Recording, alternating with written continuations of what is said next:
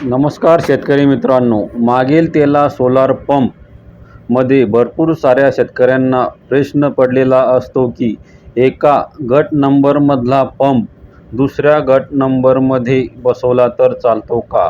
म्हणजे समजा तुम्ही फॉर्म भरताना एक शेताचा गट नंबर दिलेला आहे व त्या शेतात जो पंप मंजूर होऊन आलेला आहे तो पंप तुम्हाला दुसऱ्या गट नंबरमध्ये बसवला तर चालतो का?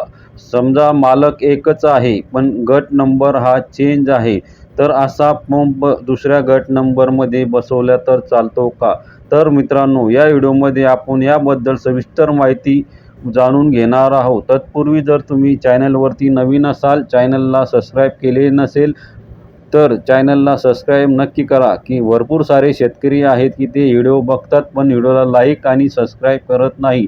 अशा शेतकऱ्यांनी चॅनलला सबस्क्राईब नक्की करा. तर मित्रांनो, महत्त्वाचा प्रश्न असा की एका गट नंबरमध्ये जो पंप मंजूर होऊन आलेला आहे पण तो शेतकऱ्याला दुसऱ्या गट नंबरमध्ये बसवायचा असतो.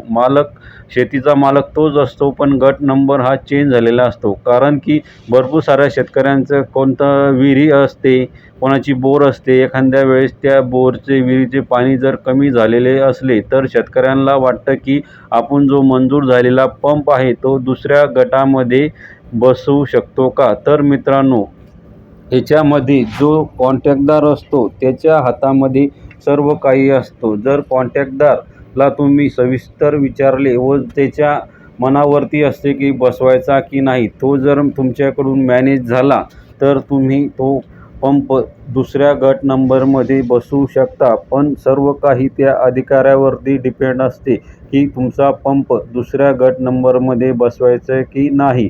कारण की तो अधिकारी आहे, जर अधिकारी पाहण्यासाठी आला आणि जो कॉन्ट्रॅक्टदार असतो, कॉन्ट्रॅक्टदार जर तुम्हाला मॅनेज होऊन पंप बसवून देत असेल तर काही हरकत नाही. पण ज्यावेळेस तुमचा पंप पूर्ण इन्स्टॉलेशन होतो त्यानंतर त्यासाठी व्हिजिटसाठी अधिकारी येत असतात. त्या अधिकाऱ्याच्या जर लक्षात आले की हा गट नंबर वेगळा आहे आणि पंप हा वेगळ्या ठिकाणी बसवला गेलेला आहे, तर तो अधिकारी त्या कॉन्ट्रॅक्टदारला जे काही पेनल्टी आहे ते लावत असतो. मग भरपूर साऱ्या त्यामध्ये भानगडी होत असत्या. कारण की तुमचा जो पंप आहे तो कॅन्सल करण्यात येतो. कॅन्सल झाल्यानंतर तुमचे पैसे वापस तर येतात, पण पैसे वापस येण्यासाठी भरपूर साऱ्या तुम्हाला तिथे चक्रा माराव्या लागत असतात. कारण की भरपूर साऱ्या त्याच्यामध्ये प्रोसेस असतात. कारण की फ्रॉडमध्ये ते तुमचा जो गट नंबर आहे तो टाकण्यात येतो. त्यामुळे त्या कॉन्ट्रॅक्टदाराला तुम्ही एकदा सविस्तर माहिती विचारून घेणे व जर तो मॅनेज होत असेल व तुमचा पंप दुसऱ्या गट नंबरमध्ये बसवून देत असेल तर तुम्ही बसवायला काही हरकत नाही. पण त्यासाठी तुम्हाला कॉन्ट्रॅक्टदाराची सहमती असणे हे गरजेचे आहे. कारण की अधिकारी जे आहे ते कॉन्ट्रॅक्टदार हे मॅनेज करत असतात. तर मित्रांनो, भरपूर साऱ्या शेतकऱ्यांनी बसवलेले सुद्धा आहेत आणि त्यांचे पंप इन्स्टॉलेशनसुद्धा झालेले आहेत. त्यांना अजून तरी काही प्रॉब्लेम आलेला नाही.